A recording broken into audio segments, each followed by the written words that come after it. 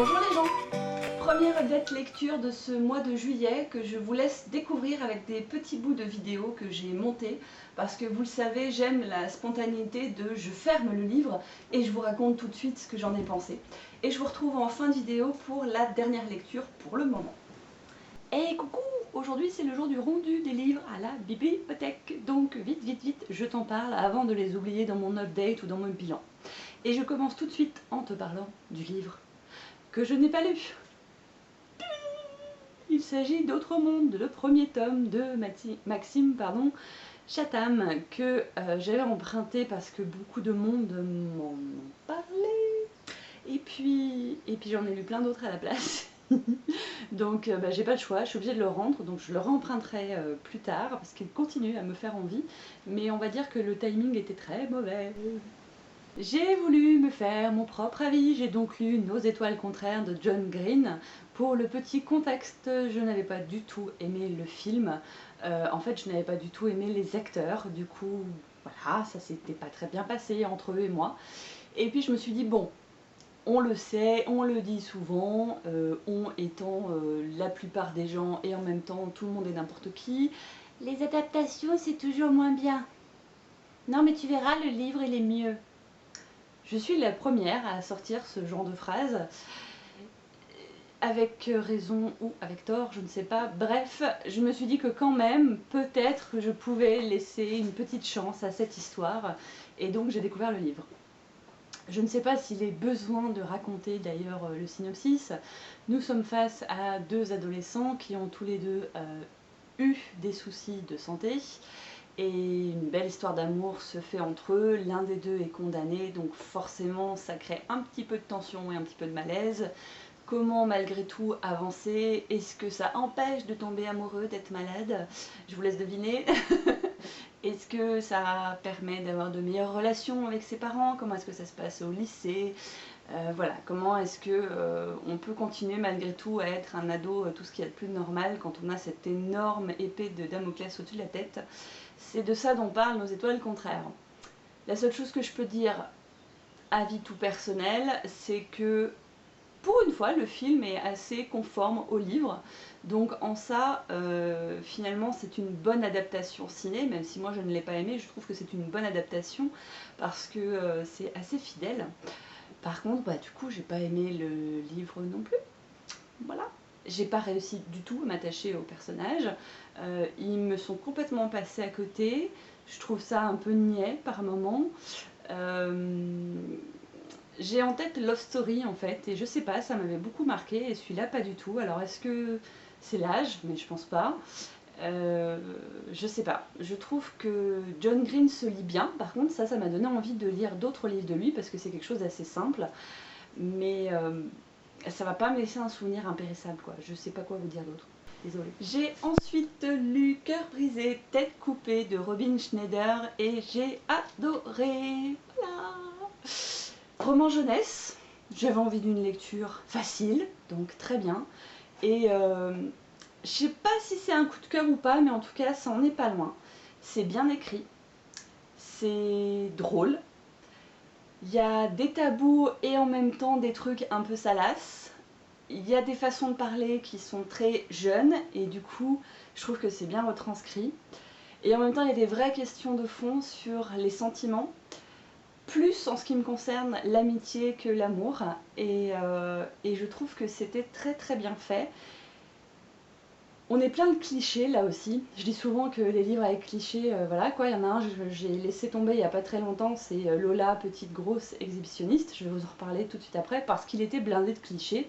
Celui-ci, c'est le cas aussi, hein, lycée, université, les joueurs de foot et de tennis, là en l'occurrence, les petites pop-punk girls qui vont bien, les bonnes soirées bitures, etc.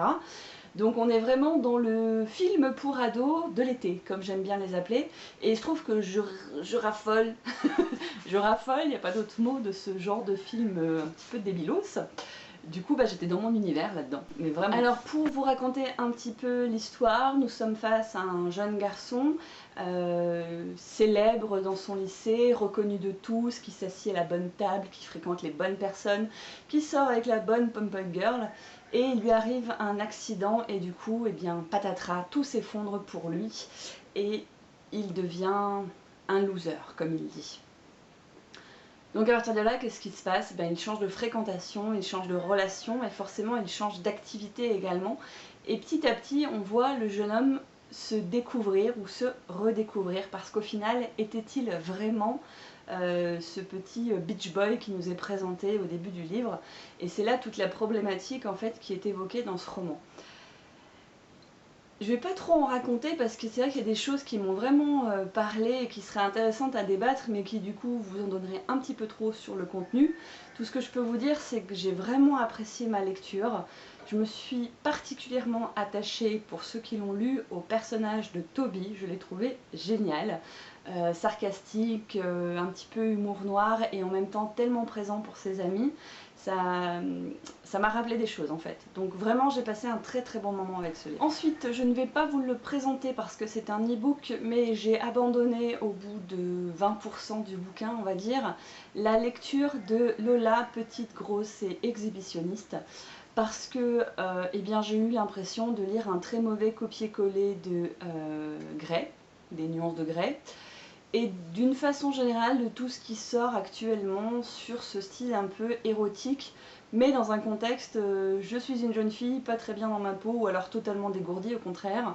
Je rencontre un bel homme, tant qu'à faire mon patron, le patron de mon père, le riche milliardaire, le machin, et bien sûr nous tombons follement amoureux l'un de l'autre, ou en tout cas nous avons de chouettes parties de jambes en l'air ensemble.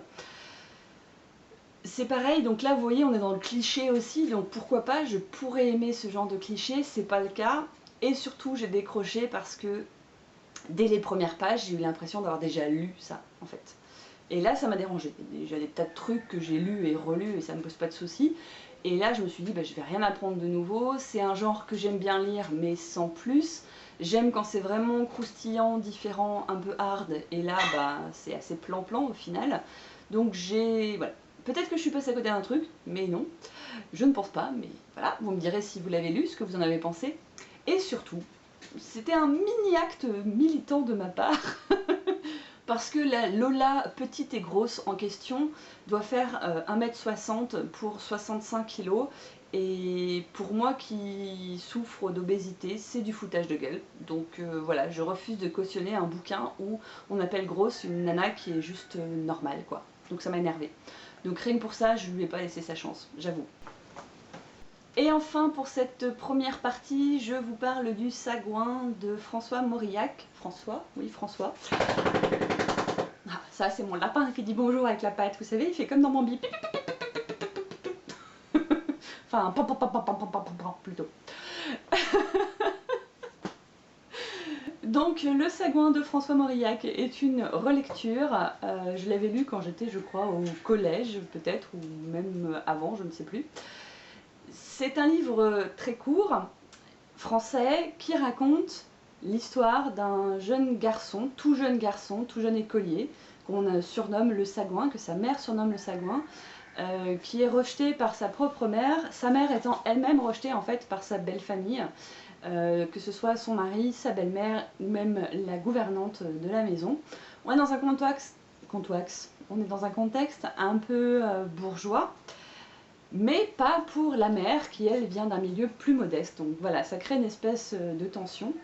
Et le nœud de l'histoire, c'est que ce jeune garçon ne va plus à l'école et la mère aimerait que le nouveau maître d'école le prenne en charge. Donc voilà, ça c'est le nœud de l'histoire, mais ça sert surtout de base à raconter ce malaise ambiant dans cette maison où personne finalement n'aime personne et où ce petit garçon va voir le maître d'école et le fils du maître d'école, qu'il ne connaît pas d'ailleurs mais qu'il fantasme complètement, comme une autre vie meilleure possible.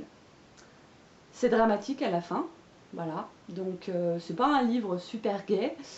Mais je l'ai retrouvé l'autre jour et je me suis dit ce serait bien que je le relise, je m'en souvenais pas du tout. Et quand je me suis replongée dedans, je me suis dit ouais, je me rappelle pourquoi je l'avais pas lu 2 fois. Donc voilà, petit livre intéressant sur le malaise qu'il peut y avoir au sein d'une famille. Je vous laisse découvrir. Coucou, je continue cette petite vidéo au fil de l'eau sur mes updates lecture au mois de juillet. Et je vous présente, avant de le rendre, Ne t'inquiète pas pour moi de Alice Quippers, qui est un roman jeunesse. J'en avais entendu parler il y a quelques temps par rapport à la particularité de son écriture. Déjà, un petit mot sur l'histoire. Nous sommes face à une jeune fille et sa maman qui ne se croisent pas beaucoup pour cause d'emploi du temps incompatibles, on va dire, l'une étant médecin, donc la maman forcément, étant médecin et travaillant beaucoup, ayant souvent des urgences, etc. Et la jeune fille qui, elle, va encore à l'école, au lycée, me semble-t-il. Et donc en fait, elle communique beaucoup par post-it, par petits mots déposés à droite à gauche dans la maison. Donc rien que ça, en fait, ça vous donne une originalité au niveau de l'écriture, puisque du coup, ça se traduit dans le livre par des textes qui sont très courts et donc des pages, on va dire, qui sont à moitié remplies. Donc autant vous dire qu'il se lit en moins d'une heure, hein, clairement. Et donc voilà, vous avez une succession de post-it, parfois en alternance maman, l'enfant, parfois que la maman. Et c'est ce qui fait l'originalité, je trouve, de ce livre.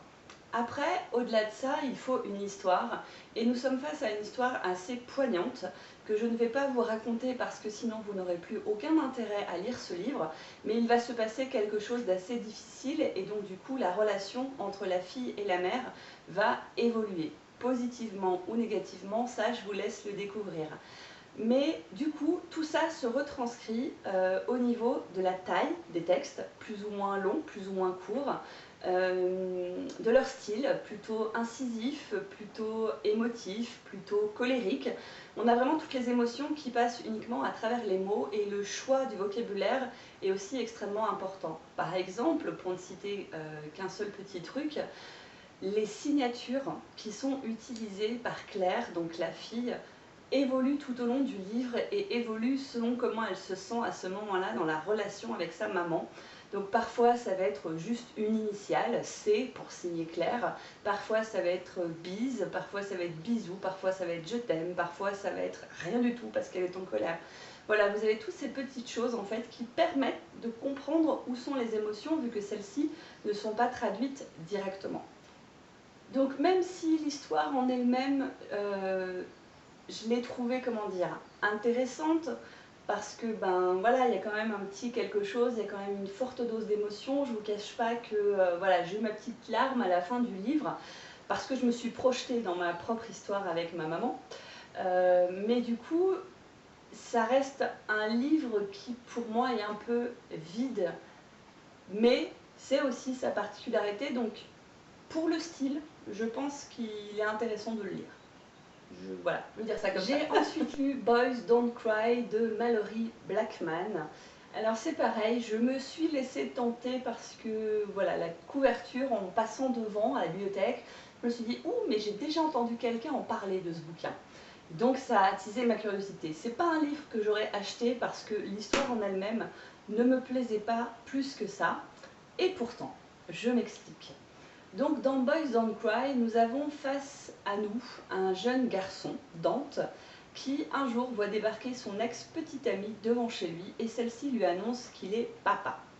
Il faut savoir que Dante a à peine 17 ans, que cela fait plusieurs mois qu'il n'est plus avec cette fille, pour ne pas dire années, qu'il a été avec elle quelques mois quand il était ado, qu'ils ont couché ensemble une seule fois, et que ben, bébé est arrivé. Donc déjà, on a un gros message d'alerte sur même une fois, ça suffit. Et pour ça, moi je dis bravo, il faut que les choses soient dites. Une fois, ça suffit. Donc protégez-vous, quoi qu'il arrive.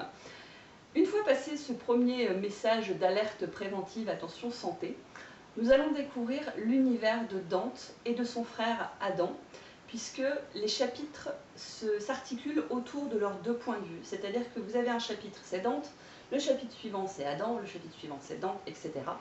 Et c'est quelque chose que je vois de plus en plus en fait dans les livres, notamment jeunesse, même si j'en ai pas encore lu beaucoup. Donc j'ai l'impression que c'est un peu la recette littérature du moment. Et parfois ça passe pas des masses, mais là il faut avouer que ça se fait relativement bien. Donc on va suivre Dante dans son expérience de jeune papa de 17 ans qui voit tous ses rêves d'avenir ruinés puisqu'il était prévu qu'il parte à l'université. Comment est-ce que cela, ça chamboule sa relation avec son frère, sa relation avec son père, puisque nous sommes face à un trio en fait d'hommes qui ont cette petite fille dans leur vie, Emma, donc la petite fille de Dante. Et qu'est-ce que ça réveille en fait dans les différentes relations? Ça, c'est l'histoire principale. À côté de ça, vous avez une histoire secondaire qui, moi personnellement, m'a beaucoup plus passionnée, qui va être autour d'Adam et de sa différence par rapport aux autres, puisque Adam est différent. En tout cas, c'est comme ça qu'il est décrit. Vous verrez par vous-même quelle est cette différence. Et surtout, ce qui est très fort, je trouve, c'est la relation entre ces trois hommes, les deux fils et le père. Pour résumer, j'ai trouvé l'histoire principale assez... Alors, je vais reprendre une expression de l'une d'entre vous quand j'en ai parlé avec elle, assez boy scout. C'est-à-dire que on va se retrouver face à un jeune homme qui a 17 ans, mais qui décide de prendre ses responsabilités et passer les premières pages où il est absolument complètement paniqué. Finalement, c'est génial d'avoir un enfant. Et je doute pas que ça arrive. Je doute pas qu'il y ait des jeunes hommes et des jeunes femmes complètement capables de prendre leurs responsabilités. Mais malgré tout, j'ai du mal à m'imaginer que ça se fasse aussi rapidement, on va dire. À côté de ça, l'évolution de la relation entre Dante et son père, la compréhension que Dante a de ce que son père a pu traverser à devoir lui aussi seul les élever pour d'autres raisons, ça donne quelque chose de très émouvant parce qu'on a l'impression d'avoir en face de nous deux ours qui s'ouvrent à la vie. Avec au milieu Adam qui a toujours essayé de faire du liant, qui est un peu la dose d'amour au milieu de tout ça. Et ça donne quelque chose de très sympa de ce côté-là. Donc, ce livre qui au départ m'a un petit peu agacée par ce côté mielleux, oh c'est 17 ans, je suis papa, mais oh mon Dieu, c'est dramatique, et en fait non, c'est fantastique, ok. Passons sur le côté un peu mièvre et mielleux à mes yeux.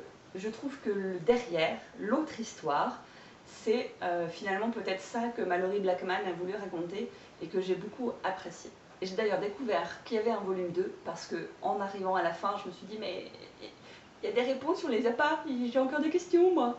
Et bien a priori il y a un deuxième tome, donc je ne sais pas s'il a été traduit ou pas en français, j'ai un peu du mal à trouver l'info, mais je vais essayer de regarder si je peux le trouver parce que Madame Malory Blackman, j'ai des questions et j'aimerais que vous y répondiez. Donc vous l'aurez vu, ce mois-ci, le hasard fait que mes choix m'ont conduit à lire pas mal de romans jeunesse. Au moment où je tourne cette vidéo, je suis en plein French Readathon, donc il y a d'autres livres qui vont arriver, que je vous présenterai soit à part, soit uniquement dans le French Readathon, parce que je ne veux pas non plus vous présenter 3 fois le même livre en fait dans le mois, une fois dans mon book haul, une fois dans ma lecture en cours, une fois dans ma lecture finie.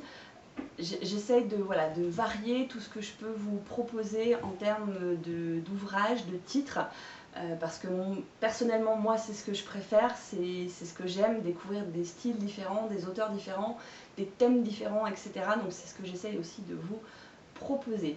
Bref, je m'arrête là parce que ce n'est pas le sujet de cette vidéo et je vous présente le dernier ouvrage donc, de ce premier update qui est Dérapage de David Hill, qui est, devinez-le, un roman jeunesse que j'ai beaucoup aimé. Alors, au niveau de l'histoire, nous sommes face à, comment dire, eh bien, l'univers de personnes, de jeunes gens qui va être complètement bouleversé. Un soir, Ryan, tout jeune conducteur, décide de sortir pour faire une course pour aider ses parents. Et il se laisse perturbé par ses amis qu'il n'est pas censé avoir avec lui et qui finalement, parce qu'ils sont jeunes, parce qu'ils ont envie de faire la fête, parce que c'est cool d'avoir un pote qui a son permis quand nous on ne l'a pas, décide de partir avec eux et d'aller faire donc cette course. Malheureusement, en cours de route, son chemin croise Tara, ou plutôt sa voiture percute Tara, et sa vie bascule. C'est le début du livre, c'est ce que vous apprenez dès le 4e de couverture, dès les premières pages. Et tout va se jouer entre Ryan et Tara au niveau de l'écriture qui sera donc en fait chapitre après chapitre, page après page, le point de vue de Ryan ou le point de vue de Tara. Et tout simplement comment est-ce qu'il va vivre cette attente parce que Tara se retrouve dans le coma suite à cet accident.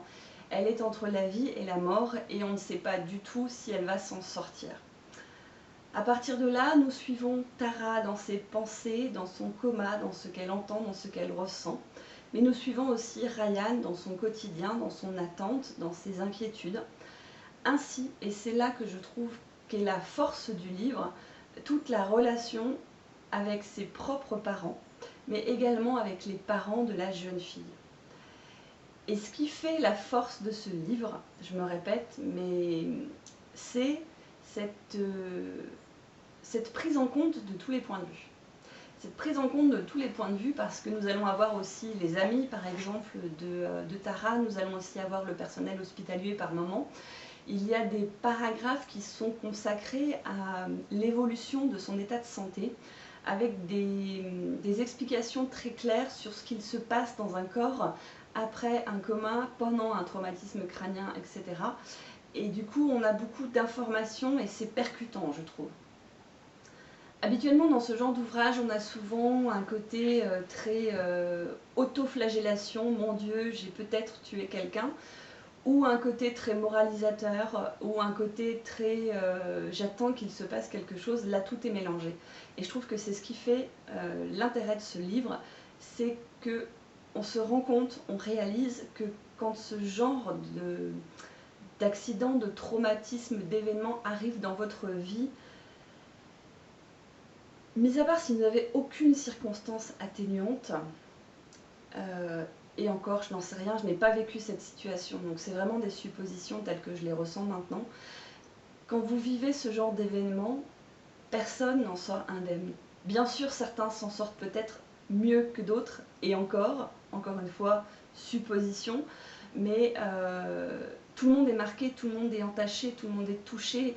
Chacun réagit avec ses tripes, avec ses émotions, avec ce qu'il a vécu, avec son passé, avec ses espoirs. Et c'est, je trouve, pour un roman jeunesse, très bien décrit dans ce livre-là. Donc j'aurais tendance à le conseiller. Et voilà, ce sera tout pour cette update lecture du mois de juillet. Je vous retrouve très bientôt. Et si vous êtes déjà parti en vacances, profitez-en. Sinon, soyez patients. Sinon, de toute façon, c'est l'été. Il y a des glaces, il y a de l'eau, il y a du beau temps, il y a plein de choses à profiter. Ciao!